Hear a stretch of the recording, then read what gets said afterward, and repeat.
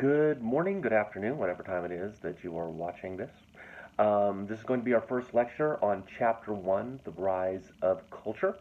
I'm going to be giving this from home today with the puppy.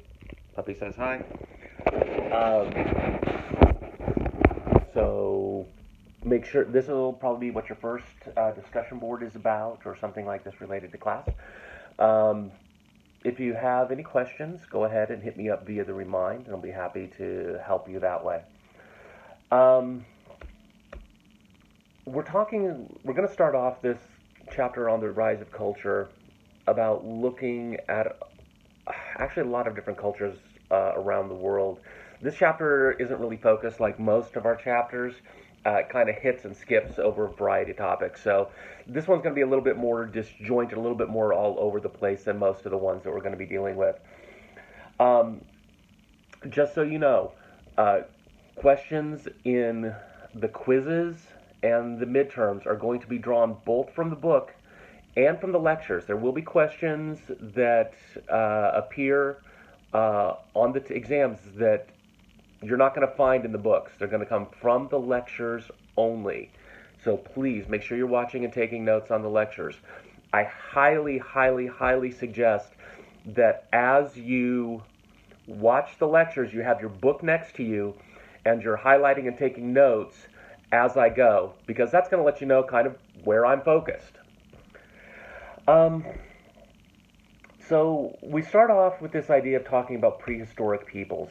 And what we mean by prehistoric means it's before language, before history, prehistory. Um, there is no record of these peoples other than their artwork in many cases. And this is where we end up with this idea of humanity. What is it that makes us human? And part of the argument is that we are the species that creates art. Um, there's no other species that creates art with the deliberation that we do, that creates representative figures the way that humans do. There's other creatures that use tools, um, but to use symbolic language and emotion evoking language through artwork and through poetry and things like that, that's unique to humanity, at least that we know. So, as the book talks about, we look at the caves discovered by Chauvet, and this is artwork that goes back 30,000 years. Um, this is well before any other time of recorded history. Um, we we also have to, as we look at these kind of time frames, right? Um, Recorded history, many cultures only believe that the world is a few thousand years old as opposed to the millions and millions and millions of years that we see. And we look at just artwork alone goes back in this, as we look here, 30,000 years. So we have to get beyond this time frame that a lot of people have growing up in our culture. The world 6,000 years old. The world is billions of years old, and we have culture and artwork that goes back, thousands and thousands of years before that.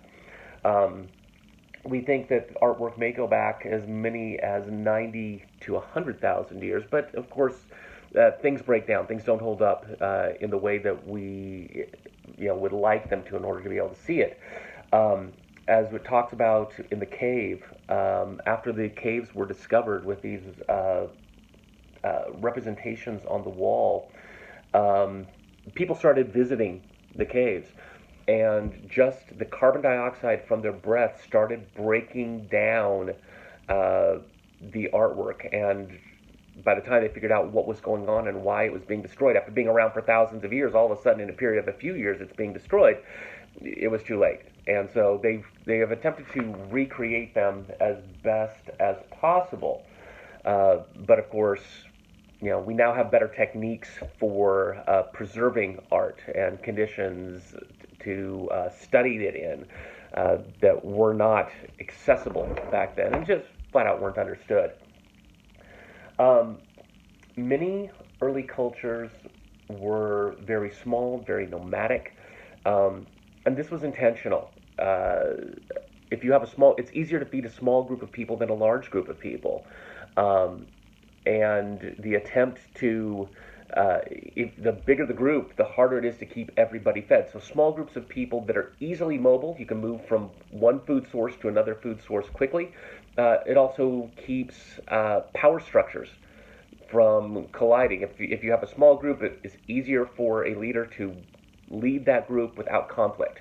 Um, so scattered, small, and nomadic, constantly moving. This idea of nomadism in order to preserve food sources, right? In order to move easily from one food source to another. Um, we look at the idea of culture, okay? And we talk about culture constantly. It's like, well, there's this culture and there's that culture, and then there's the subculture of a culture. Um, And so when we talk about culture, what we're really talking about is a system of values and behaviors that are transferred from one generation to the next. Okay?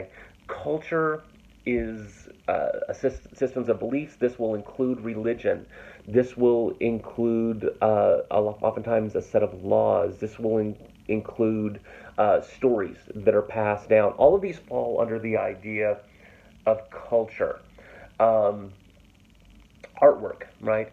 And then we think of subcultures, right? So, for example, um, if we talk about the video game subculture, right? What are we talking about? Well, it's a system of values and priorities and shared aesthetics. They think that people in the video game culture value competition. They value achievement, right? There's certain types of art that is digital, that it's like, okay, this is what makes something good as far as art. So we end up with this idea of values that are shared and passed down. Um, in looking at the cave art, uh, there's it's often thought that this art represents an attempt at agency or an attempt to control the world around it. Um, looking at uh, looking at the idea of the hunt on the wall and it being a good hunt, right? By drawing it, you tend to they believe that it will bring such a thing into being. Um, we talk about we have the saying now, right? What you get is what you put out into the universe, and this is literally an attempt to put something good into the universe in hopes of receiving it. Um, the book talks about a ritual space, and if we think about ritual spaces, our culture is certainly full of them, right? Um, one of the most obvious is a church. Okay, a church is a ritual space. It's a place where people come to hold a ceremony that gets repeated time and time again in the hopes of divine intervention. Okay, but we have other ritual spaces too. And those of you who have been to a sporting event, it's literally a sporting ritual, isn't it? Right? Everybody comes together. There's a an energy that comes from being together at the event. You go through certain routines, right? Do it. The wave is as part of a ritual space of bringing good energy into being. Um,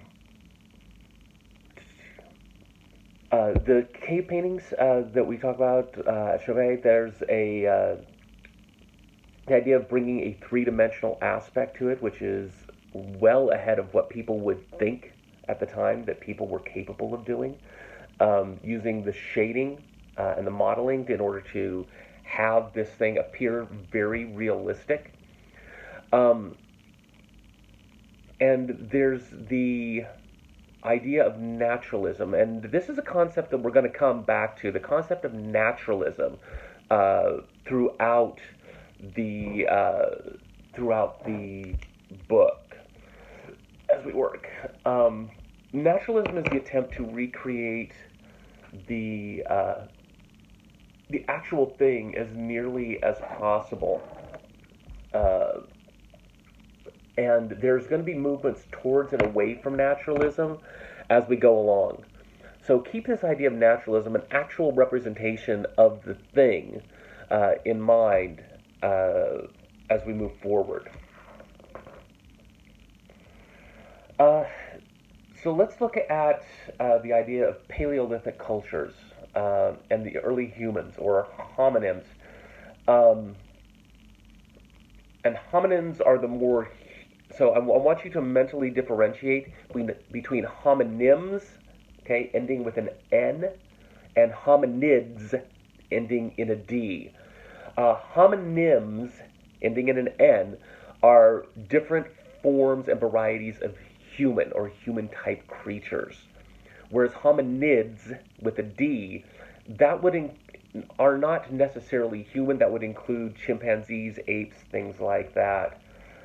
Um, about 14 to 19 million years ago, we see the Kenyapithecus, okay, the Kenyapithecus, which is one of the earliest types of humans, or what we come to know as humans now.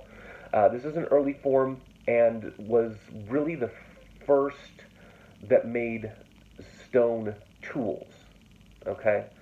Um, but then we end up with creatures that form more cultural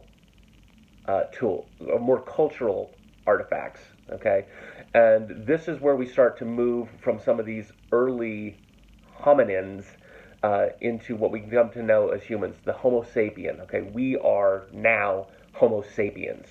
Okay, which literally means one who knows. And these are about our form of humanity is about 100 to 120,000 years old. Okay, about 100 to 120,000 years old.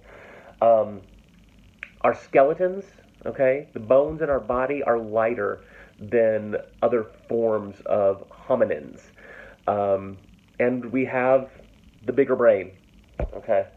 Um, Basically, what became important to us was more mobility, okay, that's the lighter skeletal structure, and also the ability to think and to process and to use tools in order to achieve things. This was more important than the ability to withstand a brute physical attack. Was our ability to move quickly and to process information. Processing information in order to make a better tool, in order to make a better spear, in order to use a spear better. That is what evolution selected for us. Um, Early Homo sapiens were hunter gatherers.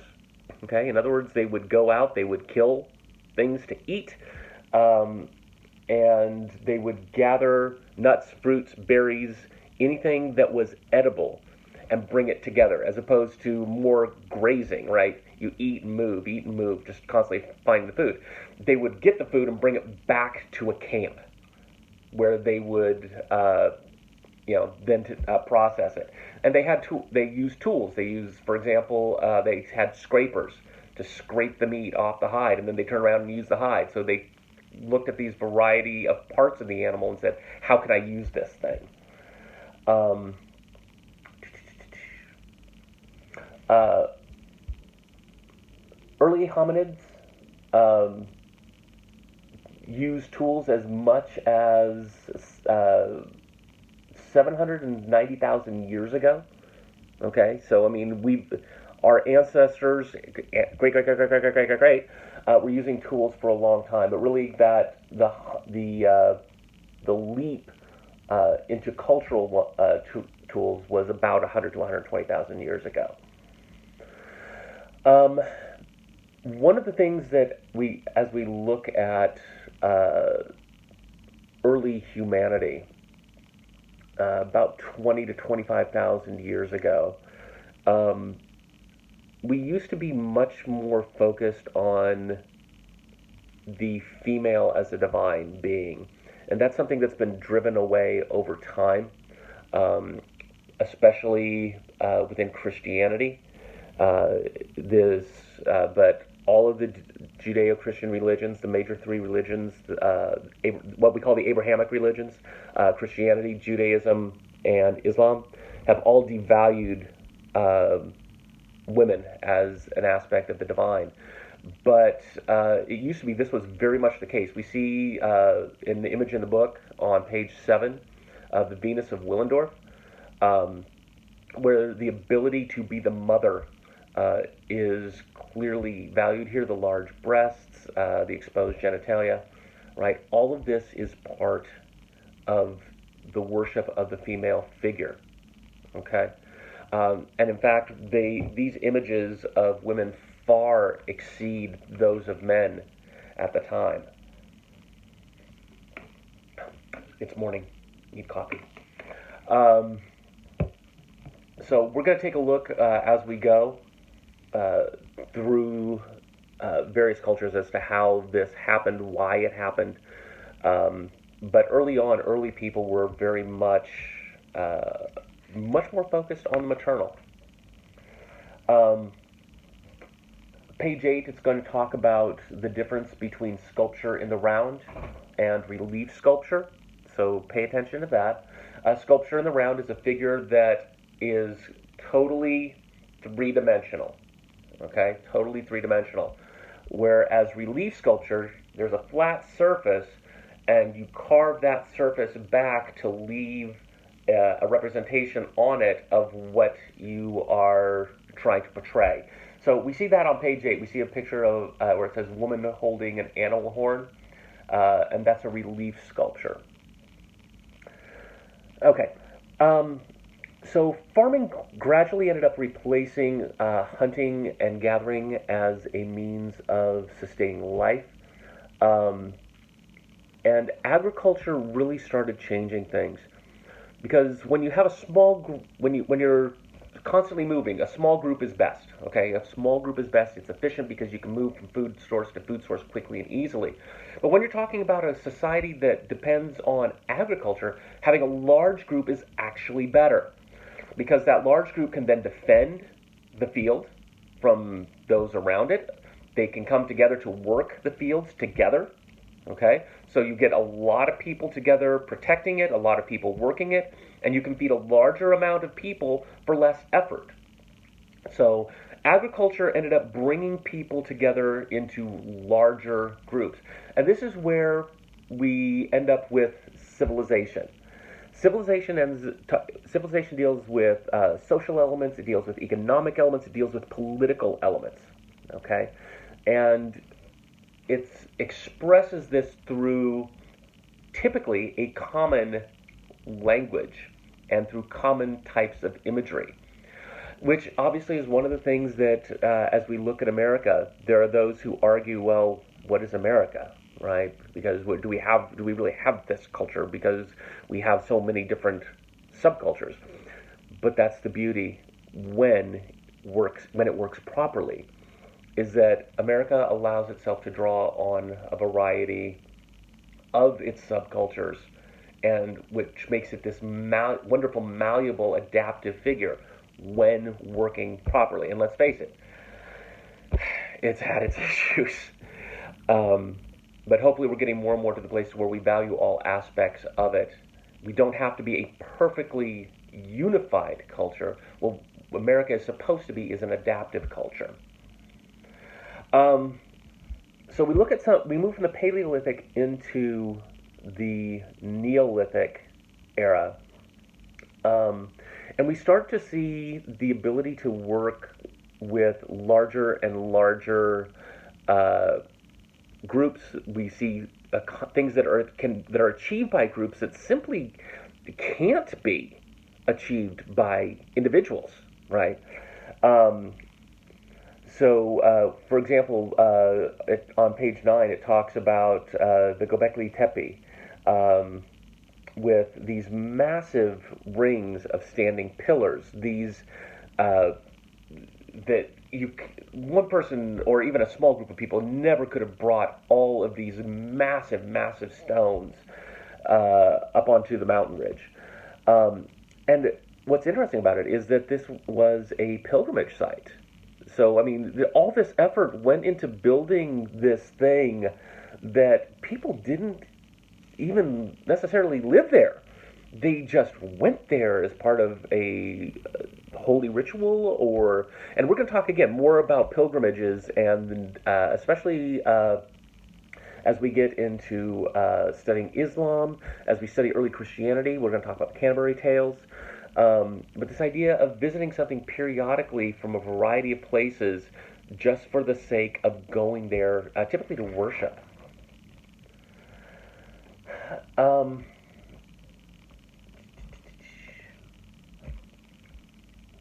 um, we're going to hit briefly here on Catalhoyuk um, in central Turkey, which had as many as 3,000 people living together. Now, I know 3,000 people doesn't sound like a lot. Uh, some of you grew up in places where there were millions, okay?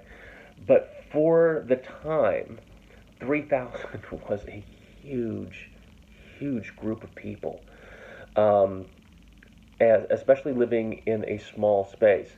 And as we move forward, we're going to look at how groups get larger and larger and what they have to do to sustain uh, these larger groups. Um, and Catalhoyuk were the people were traders, okay, and what they had that was valuable was obsidian.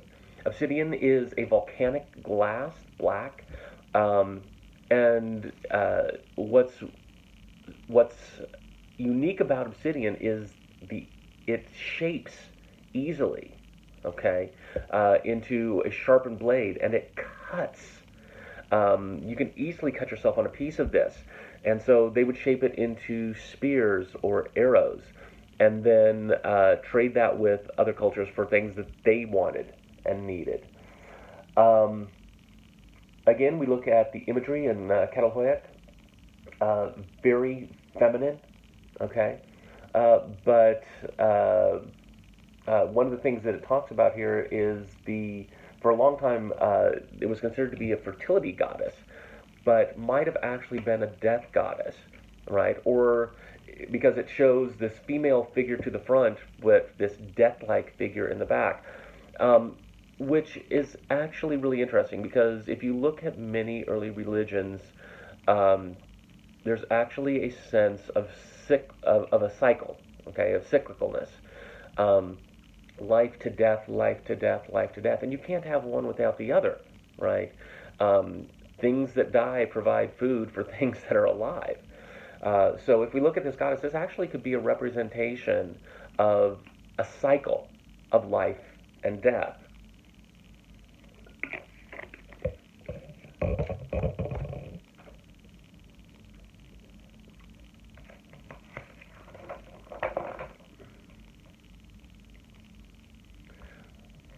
Okay, one of the things I want you to take a look at on page 13, the idea of the walls made by corbelling, okay, with layers of flat stone piled on one another, with each layer kind of coming inward as the wall rises. So look at that, know that as a term. Um, there's also looking at page 13, we talk about pottery. And the importance of pottery is that it allowed societies to preserve food that they grew, um, and to keep it dry, to keep it from spoiling. Okay, we have refrigerators now, which you can keep things, preserved for a long time. Obviously, didn't have that back then. And pottery that was watertight, that was airtight as much as possible, right, to limit the amount of exposure to the outside world was crucial in allowing an agricultural society to flourish. It was because then they could grow a lot of food, bring it in, and keep it without having to worry about it spoiling, or not just spoiling, but also protecting it from miniature predation, things like rats, things like bugs, right? If this is sealed off, that keeps it keeps the critters from getting to it. So, very important in the process was pottery for civilization. Without pottery, we might never have moved away from a fully agrarian society. Um, Okay, let's take a look. Let's go to page 16. I want to talk about the megaliths or the big stones. Um, this is a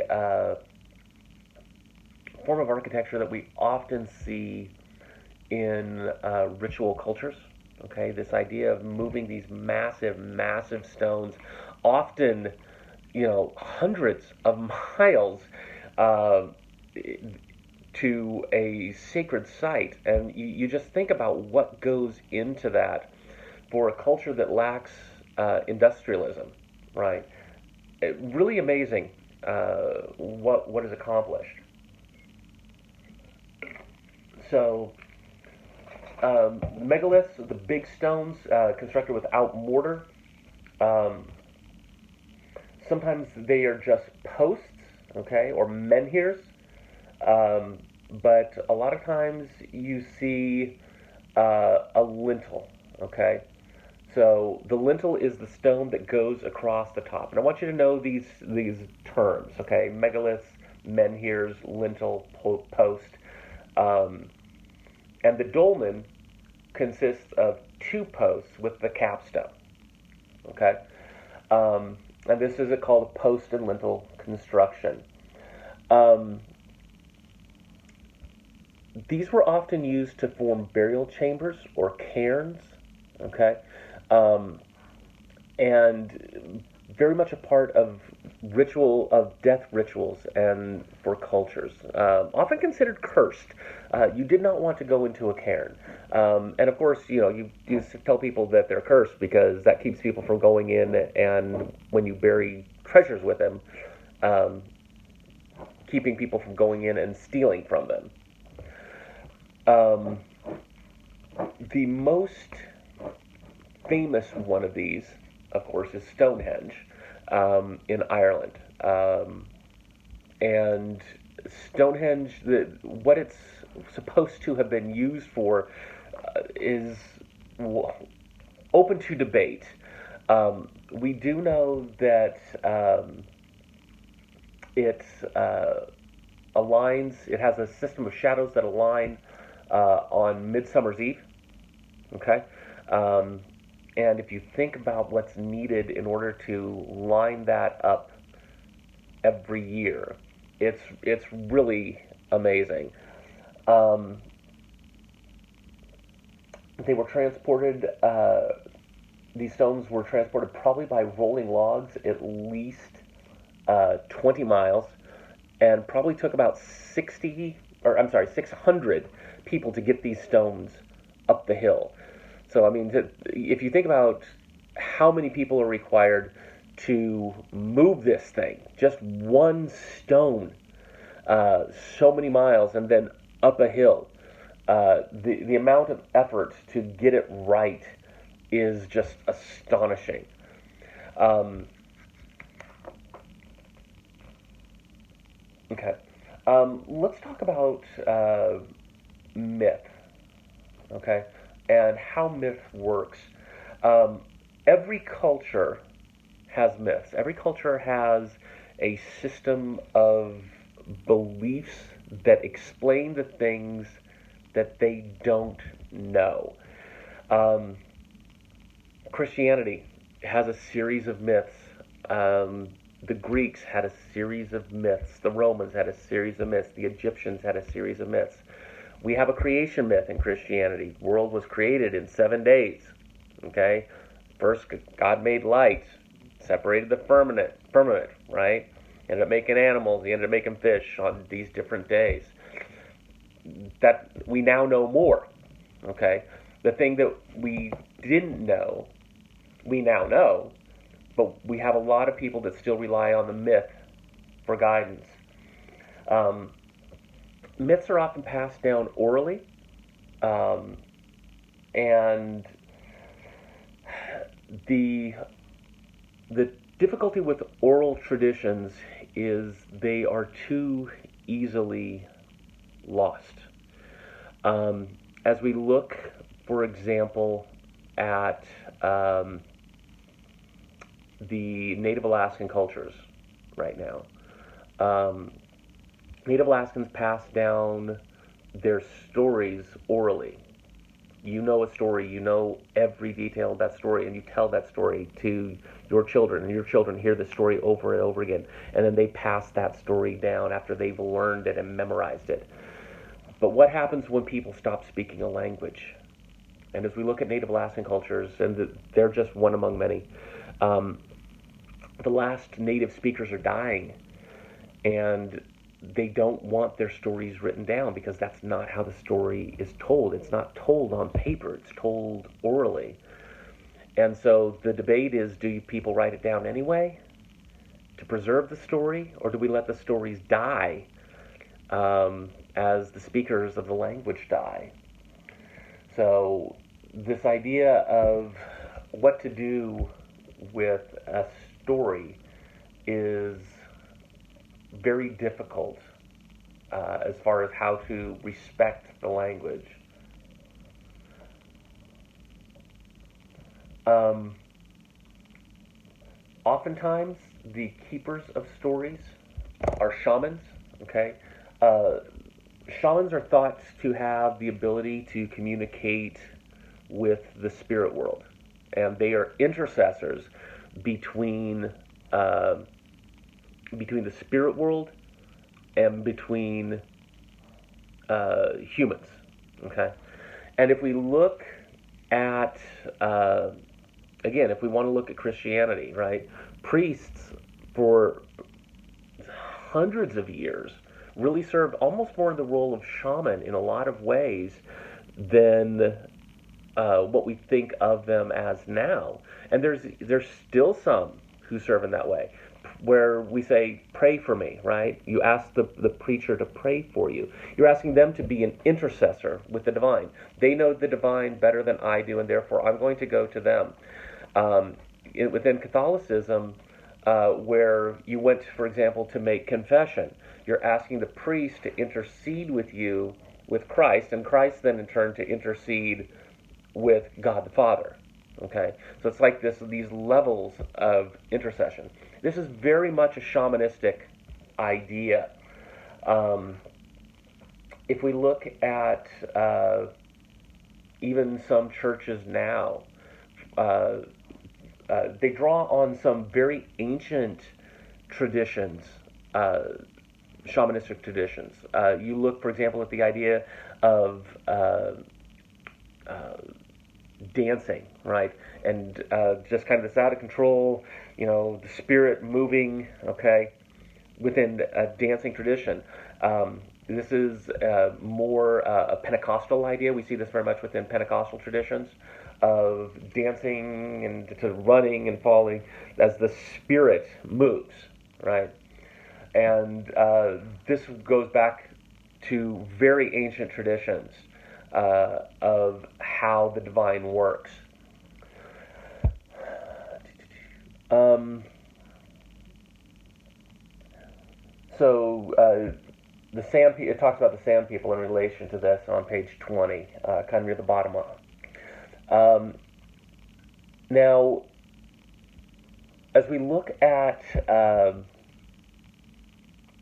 movement into North America, American natives came to America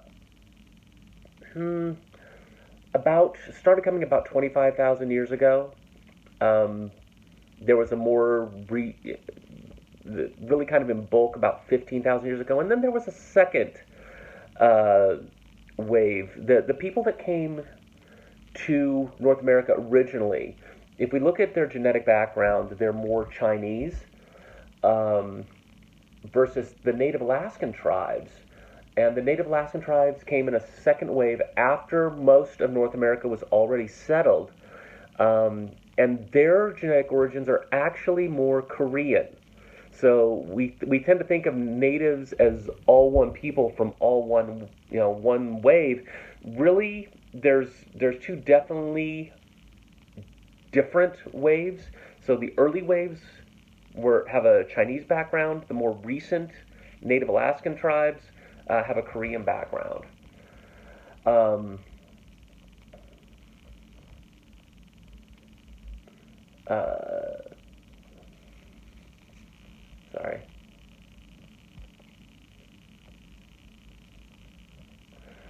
So, what's one of the things that's interesting as we look at uh, North America, um, we don't really see some of the things that we see in developments of other cultures. For example, we don't really see the development of the wheel. We don't really see the development of beasts of burden.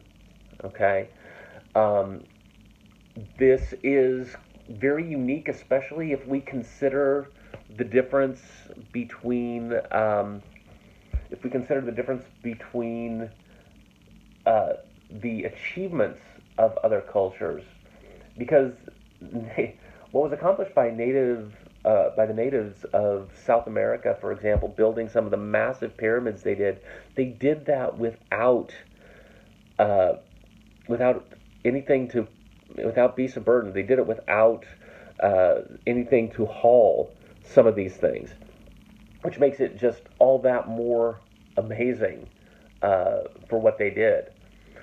Um, People often wonder, well, why weren't these things developed? Well, why did they need to be? And really, as we look at culture, as we look at what people develop, people don't develop things that they don't really need.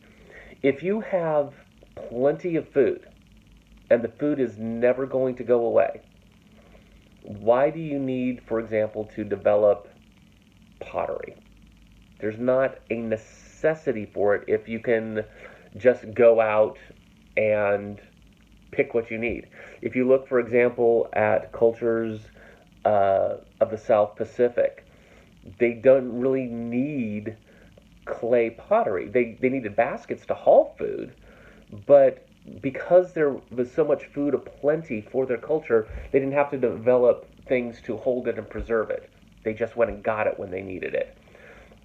So people often talk about civilizations that are less quote unquote civilized. Well, they didn't develop certain things because it just wasn't required.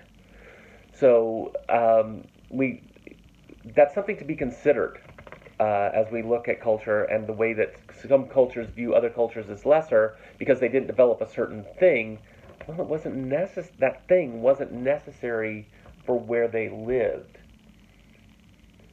Um, the book talks about the emergence tale, this idea of an emergence tale, okay? Coming, for example, from underground or from caves, things like that, out into the world. And really, as we look at this idea, in many ways, it's a form of giving birth, okay? It's a metaphor for giving birth. You were inside, and then you came out, okay? So think of the emergence tale as a birth metaphor. Um,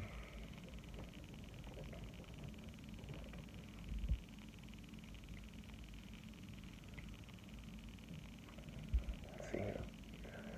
Okay. Also, a couple of terms to know. First is animism, and that is the idea that there is. It says forces of nature inhabited by living spirits. Uh, this is the idea of God in the water, God in the trees, or a God, right? That there is divine in all that is around us.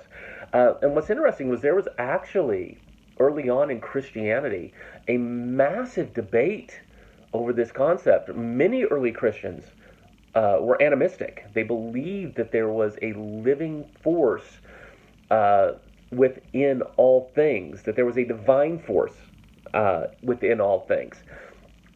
And because because Christianity came out of the Judaic background that believed in one God, some early leaders of the church were afraid that if we believed that everything was divine, then that would lead to polytheism, the belief in many gods. Okay, and so the early fight over this was huge, and eventually animism was driven out of the church and considered heretical. Um, they were afraid it would lead to belief in many gods. Um, the other term that we have here is anthropomorphism. And anthropomorphism is the belief, or not the belief, but seeing uh, human traits in non human things. So, for example, we will say, the wind is really howling today. Well, the wind doesn't actually make a howling sound, it's not alive.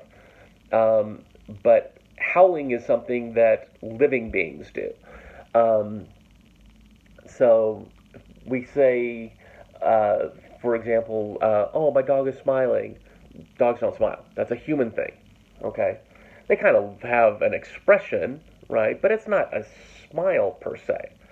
So anthropomorphism is assigning human characteristics, excuse me, to non-human uh, beings or items. Okay, and animism is the belief in a spirit, a divine spirit that inhabits nature. Um, okay, so then we move. It moves into Japan and the role of myth in the Shinto religion. Um, Japan was very fragmented, which makes sense. It's a bunch of islands, a lot of islands um, that were divided by the ocean, divided by mountains. Um, and eventually, though, about 300 CE, and CE, by the way, stands for Common Era. This is what we often call BC, before Christ. Um, and we've moved away from that term because it's very Christian centric. And there's a lot of people who are not Christian that still end up using that reference point because it's just what's common culturally and historically.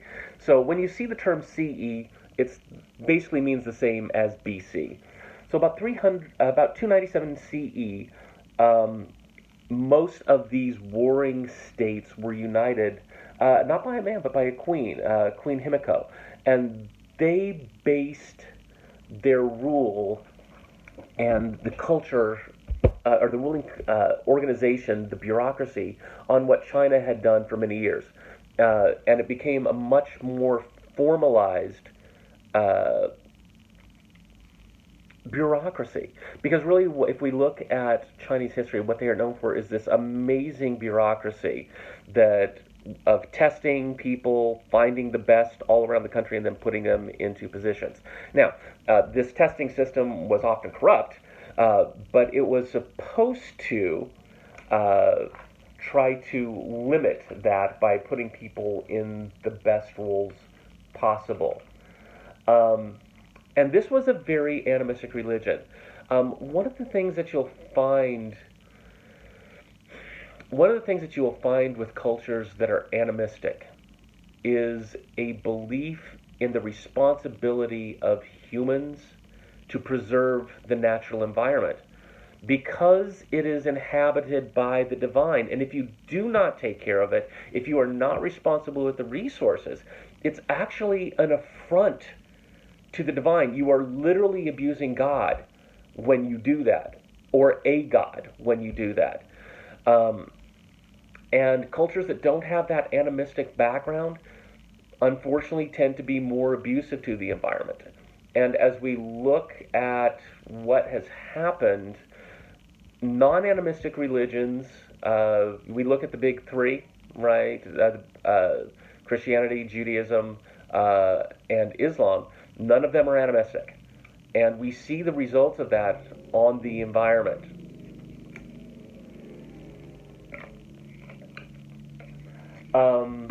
Let's see here.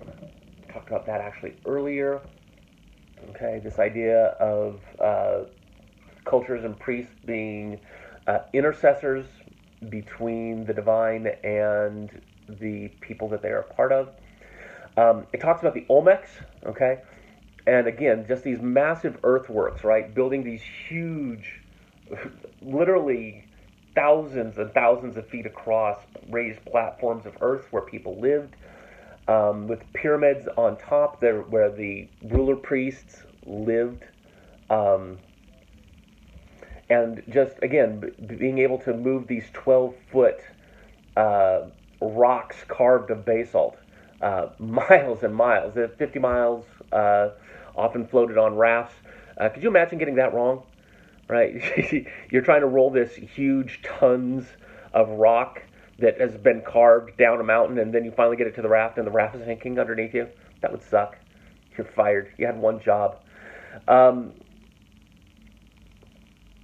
uh, Looking at the mound builders of North America, right? Talking about the Hopewell culture in Ohio, we tend to think of Native Americans as living, they had a range, okay, but thinking of them, okay, they lived in this area, these people lived in this area, these people lived in this area. Um, the Hopewell show kind of how wrong that idea can be. Um, they were trading with people, I mean, they were in Ohio, but they were trading with native people in Florida. They were trading with native people along the Massachusetts, New York coast. They were trading with people into the Rocky Mountains. That's 1,600 miles away. 1,600 miles. No car, no horse. They talk about, um, and this was 500 BC, okay? Taking journeys of 1,600 miles. We talk about, people talk about Marco Polo traveling to China, okay, from Italy. Good Lord, he didn't go that much further. Um, so the idea of this type of trade that was established across North America is truly astonishing. Um,